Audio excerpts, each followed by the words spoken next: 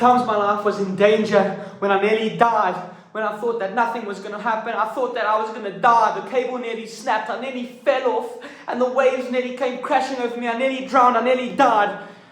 This is my experience, and I am grateful that I'm alive. See this shirt I'm wearing, this very shirt. It's called the Big Swing. Now my family live in a country called South Africa, and we were on a trip to a place called Mpumalanga. Now it's really, really far out. A very long drive past highways, past, informal settlements, past people, past poverty, past wealth.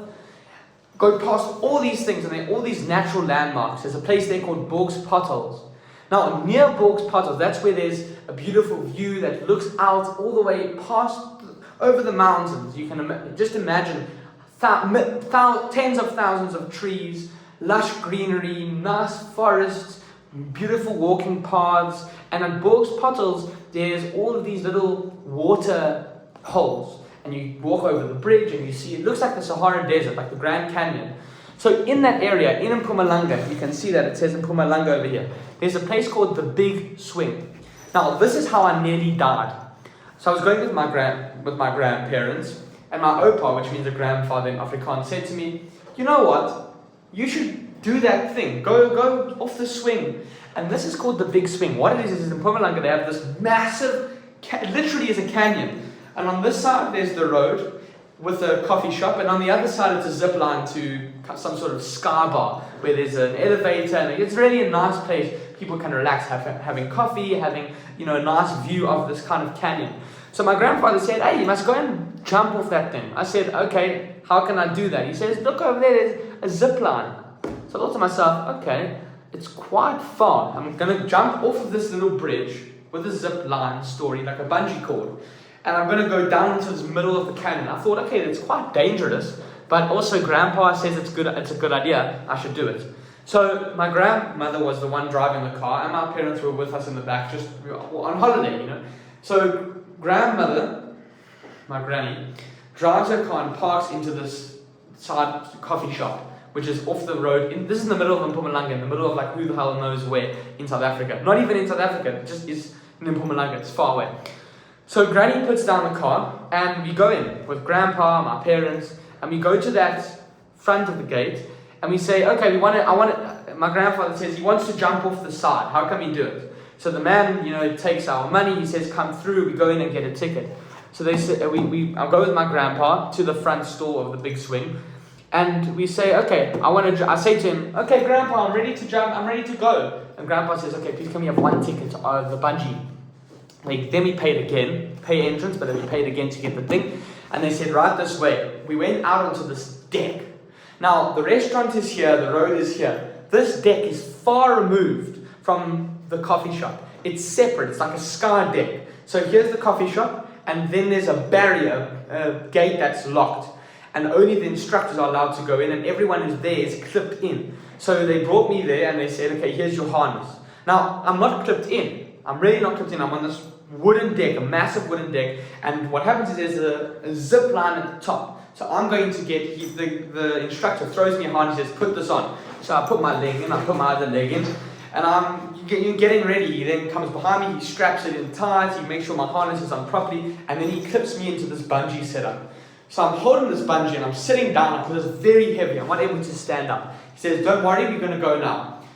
So take a look at my grandpa, and he's there by the coffee shop. There's a side barrier that they all have their hands on. My father's there, my mother's there, Granny and Grandpa there. They're all watching me and thinking, wow, when is this going to happen? And my grandpa is very much a guy who, even if it's dangerous, even if you're like in the middle of the ocean with sharks and whales, he'd still be like, that kid, yeah, he's my grandson, don't worry, he's going to be a good guy. So he's just smiling and living it up, he's loving it all.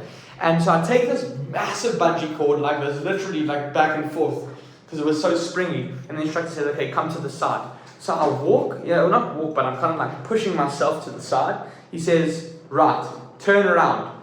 So now I'm on the very edge of this wooden deck, and I'm holding the bungee cord. He says, 3, 2, I wanted to look over, I didn't. 1, and I fell back, and the raindrops just started falling like blah, blah, blah, blah. I saw the whole mountain cliff face go, and I was in free fall. I counted in my head, 1, 2. I see the mountain falling. I see the trees. 1, 2, 3, 4. I thought, wow, I did it.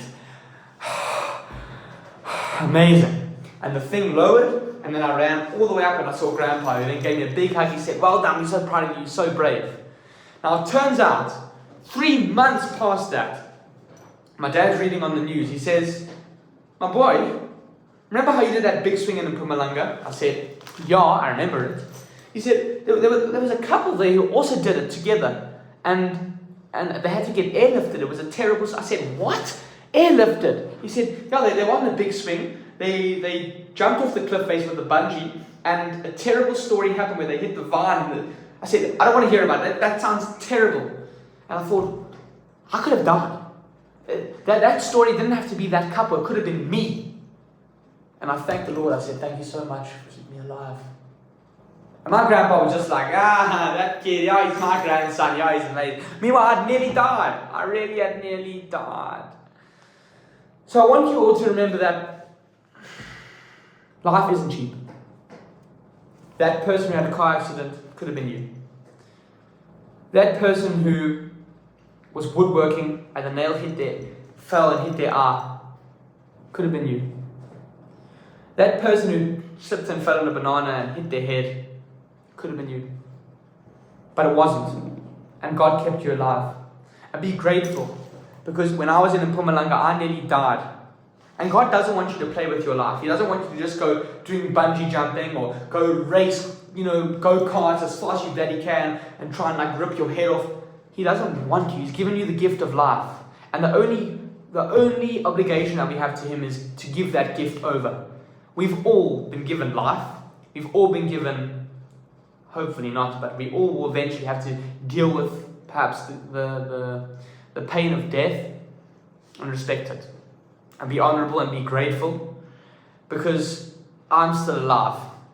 If that day had gone south here on the big swing, if it really would have gone south, I would never be here. I would never be in this room. I would never have this bag on. I would never be able to go to the gym. I would never be able to show you things and tell you my life story, my experiences. So I'm deeply grateful. And this video is not about how I nearly died. This video is about gratitude. Respect your life. Respect the life of others. Don't play with it. You can't grab God by the beard and tell Him how to treat you. He's given you the gift of life. So go out and live it.